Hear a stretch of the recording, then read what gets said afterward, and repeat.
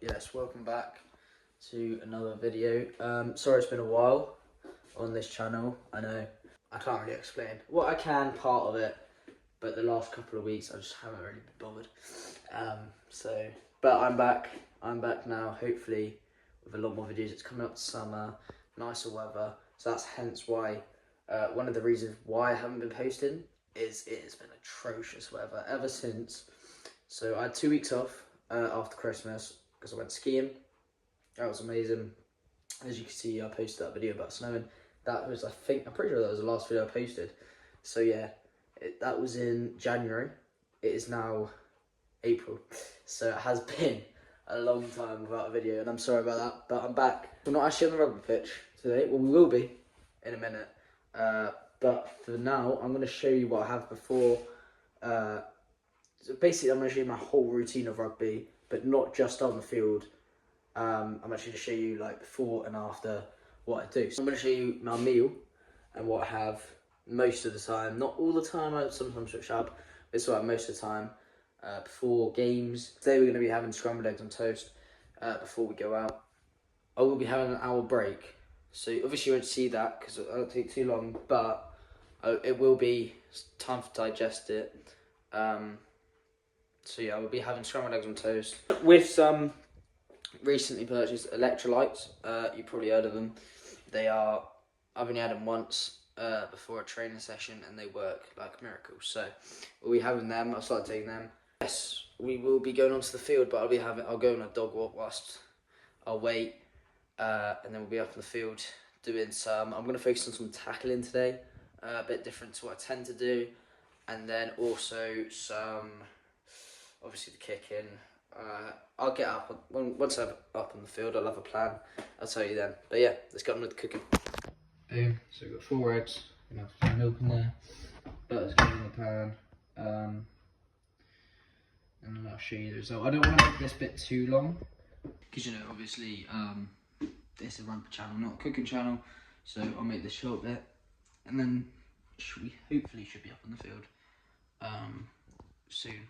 So yeah. Okay, so turns out didn't have any toast, so it is just scrambled eggs, but you're still getting that protein in there, so that's good. This is a brief review of what I tend to do. So this isn't a crazy, if I was going for a match, it would be more match specific, but because it's just training, it doesn't really matter. Sometimes I go training without even eating before, which isn't ideal, but it does happen. So, you know, it's not the worst in the world that I don't have bread or toast, sorry. But four eggs, scrambled eggs, bit of ketchup on there, should do the job. Okay, cool. So this is electrolytes. This is the pineapple mango one by SAS. Great. Obviously, I've only used it once, and that was just for training. So I haven't actually used it for a match yet, but I will be. That's another thing coming up. I have my last match of the season, so season's pretty much already over. It's crazy. And then next season I'll be doing Colts, which is, for me, big step up. I mean, I'm doing college rugby, which is pretty much Colts. Well, no, it is Colts, sorry. But yeah, that'll be club rugby Colts, so that's different. 25th, if I'm not mistaken, I think. That's a good game against Bideford at home. Should be a good game. Big crowd as well, because there's a men's game after that, which is their last game of the season. Should be a good day. But anyway, back where I was. Electrolytes basically improve. They give you keep you hydrated throughout the whole. So I was playing a match, keep you hydrated throughout the whole match. Keep you hydrated throughout training. They're basically really good. They've got vitamins. What else is there?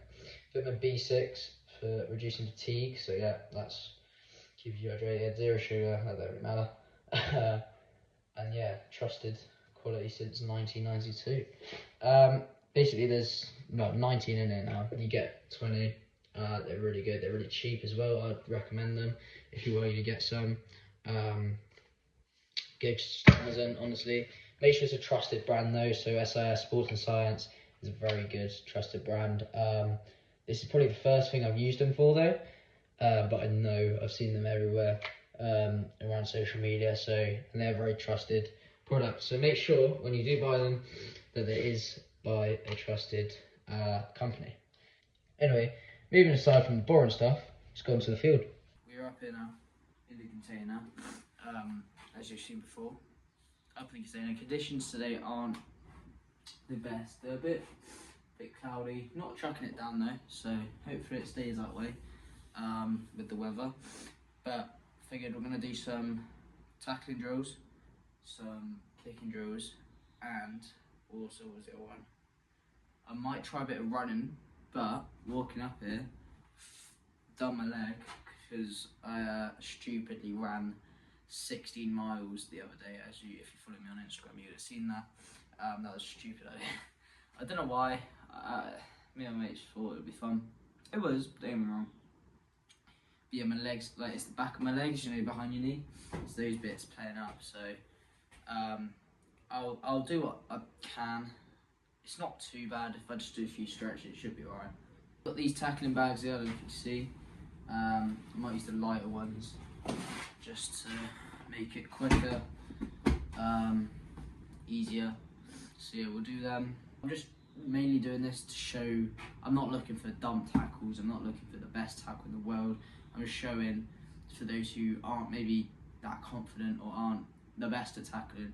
I'm just showing today what you need to be the best tackler. There's so many more better like professionals out there who will tell you much more detail and much more professional. I'm just somebody from Torrington who's a 17-year-old kid telling you you can watch this video if you want to maybe improve your tackling. I'm not like, you know, there's so much better, but you know, I'm just doing what I love, showing you guys the best I can. So let's get on with it. Okay, so we are here on the field now, and we've got some tackle bags here, so tackling drills.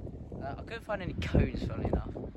I've got this whole 2 containers there and there's no cones in the whole 2. So we've got some balls representing cones. So three tackle heights, big, medium, small. And the smaller one is a bit heavier, so but it's a good tackle bag to get. Obviously these aren't mine, these are the clubs, but I've used these for many drills. As I don't know if many of you know, but I am actually a rugby coach, rugby assistant coach. So I work with the head coach for the men's team. He does coaching, the same thing. I work for him. Get a bit of coaching experience in me, because maybe one day I might be a coach for Torrington men's, so on and so forth. But yeah, here is the tackling drill. So we will start off with the taller one. I'll just show you which height you need to get. We went to the lighter one, pretty much the same thing, so they're not that much different in terms of height. And then the smaller one, that one's the one that you're going to really need to get low on. Really need to get that tackle technique good to actually hit it perfect. So let's go.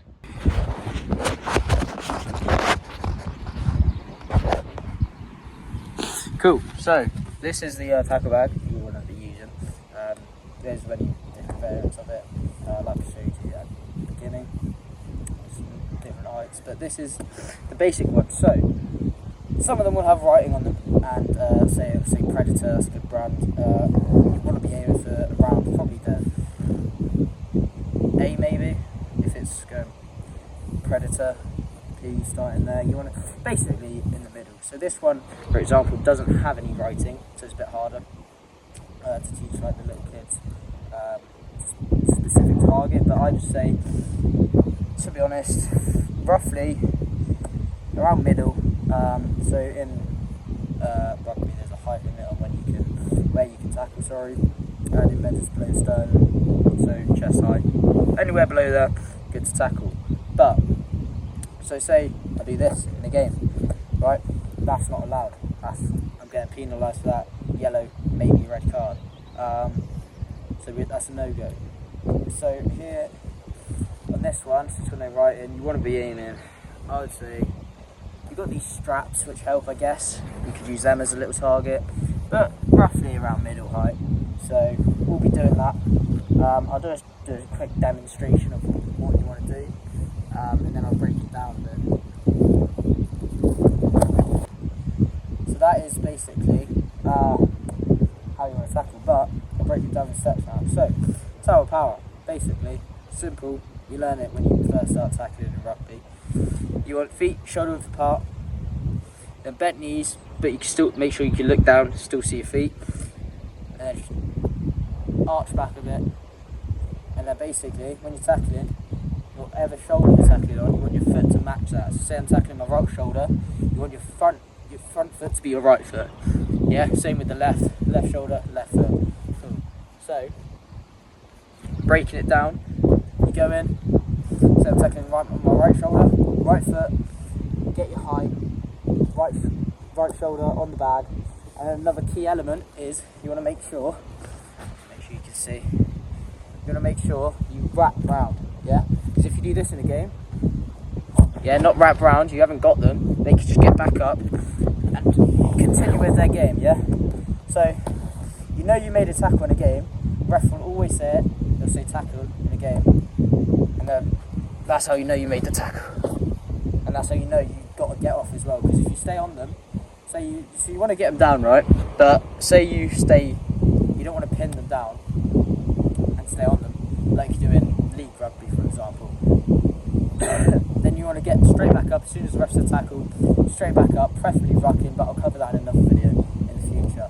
So that is the basics of tackling. I'll move on to the little bag now, which you're currently on actually.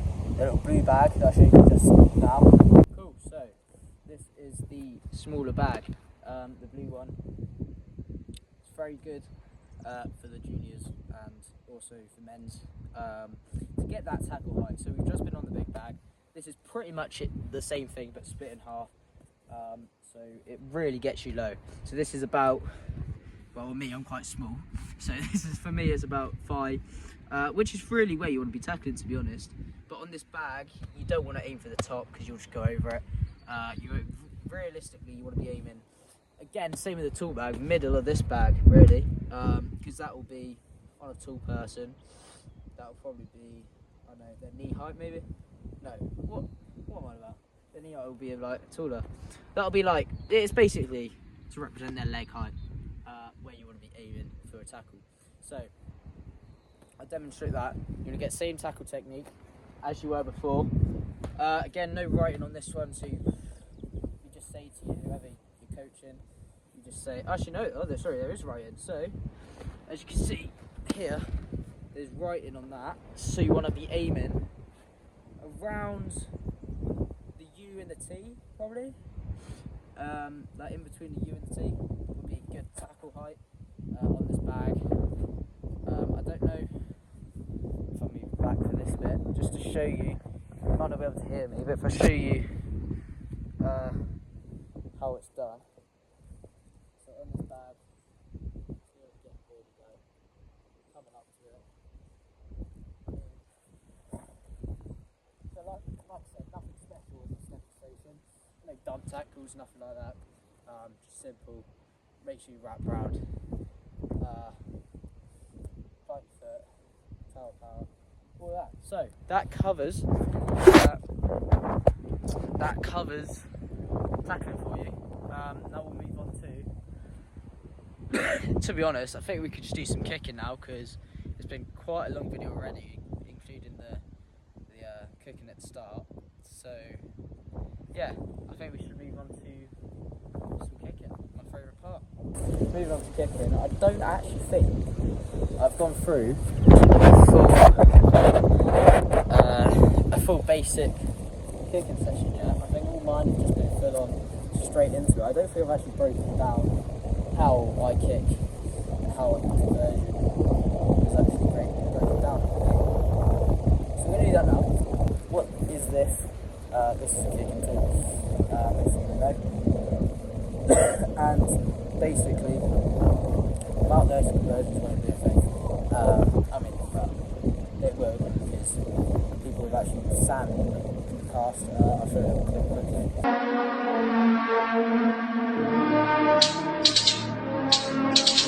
From the underground, I'm a underground.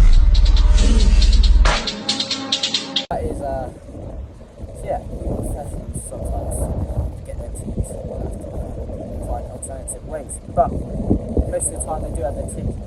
So there's many different variants. Some will pop up on the screen now, but I prefer this one. I'm pretty sure it's the Dan Carter one. It's got an Amazon £6, I think. Something like that. No, sorry, 16 quid. I think. Yeah, something like that. But you can get them cheaper. You can get them for like 6 quid. This was just the first one I found. So I love this one. I don't think I'll ever swap from this one. It's perfect height for me. Perfect grip. As you can see, it's got like little bumps on it. Bumps at the bottom to stick it in the ground. Bumps on top to keep the ball grip to it, I guess you could say. But yeah, like I said, many different tees. Preferably whatever you want to go for. Whatever you see best. It's the one you're going to go for. Because I've got like secondary kickers and that have different tees. So, moving on to the actual kicking. For rugby balls today, they're actually not the best because these are like the rubbish ones at the back of the container because somebody's taken the actual rugby balls. I don't know where they are. They're either in the changing rooms or in the other pitch. So that's not ideal. And I also couldn't find a pump. So that's not ideal. But we'll make do. They're good enough to represent what I'm doing today. So we're straight on. We can't move to the sides in a minute. But this is basically how you start. So, how I kick in a game. I will do it, hoping you can still see me there. I'm going to do it here. So, you're going to place your tee down. Preferably, you want the back to be lower than the top. So, basically, if you can find like a little crack in the ground, you can put the back in. That's good. And now, I have, again, people have the ball at a different angle, but I have mine at pretty much 45 degree angle. So pretty much tees on the floor like that. Pretty much you have it. Another thing you want is the stern here, which is the line going down. You got 4 on them. You could use either one. You want it to be facing where the plates are. So you want one on the bottom and one on the top. So like that, but yeah, I have mine preferably most of the time, depends where I am on the pitch, at a 45 degree angle, so something like that, probably. Yeah. I want to be going, yeah. I'm looking at the wind, right? Before I kick, always chuck some grass in the air so you can see, hopefully. It's going that way, okay? So I want to be aiming opposite, so I'm going to go to the bottom. Hopefully, take the ball left, yeah? How you actually want to kick it, almost like you're just running, really. Because you want to follow through on the ball, so you want to keep running. That's why you see so many kickers, professional kickers, on not all of them do it, most of them do.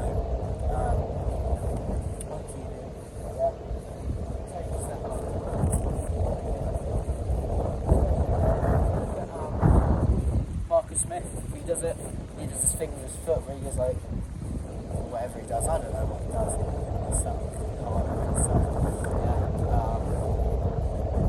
I don't do that. Yeah, I think it's the only person who does that. Yeah, everyone finds their own way of kicking.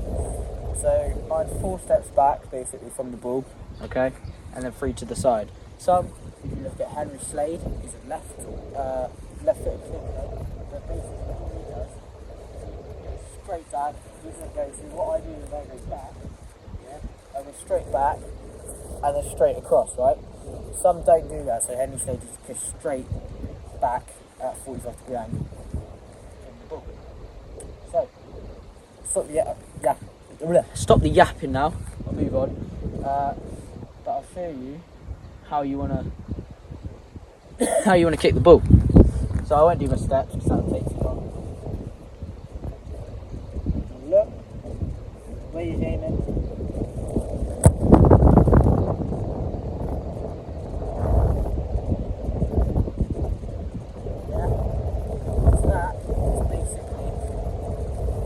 exactly, yeah. So make sure, keep it kicking. Just want to get your steps right, get it repetitive, yeah. So don't just do a kick from the middle. Don't go like 3 steps back, 3 steps to the side. And then when you go to the sides of the pitch, right, near the touchline, don't go and do 3 steps back, 3 steps to the side. Yeah, you want to keep it the same, and you don't want to change it. Because if you change it, then your whole routine will be messed up. Everything, okay? So that's first step. Get your steps right. Next thing, get the ball. Yeah, make sure it's at your right angle. So mine's 45 degree on the tee. Some people find it different. Next thing, find your right tee. That's the key part, yeah. So obviously I like set up with this one, but there's many out there. You'll find your right one, okay. And then next tip, follow through. Make sure you follow through. If you look at all the videos online, right, every single kicker will tell you you've got to follow through on the conversion. Okay, key part. You're not making them. I mean, you might get luck making them without it, but that is one of the key elements of kicking off the tee. Okay. I think that'll be it for today. Kind of. It's been the first bit. The majority of the video is actually taking up a lot of it. So this kicking bit isn't actually going to be that long today. Thank you very much for attaching and my routine as a well. So that is it for today. I hope you enjoyed. Thank you very much for watching. Sorry it's been a long break, but I should be back posting now. Now that it's coming hotter, coming to summer. Looking forward to it. Next season, September, straight into the cold season. I'll let you guys updated. Hopefully, I'll be getting videos, so I'll be able to do match day vlogs. That will be interesting.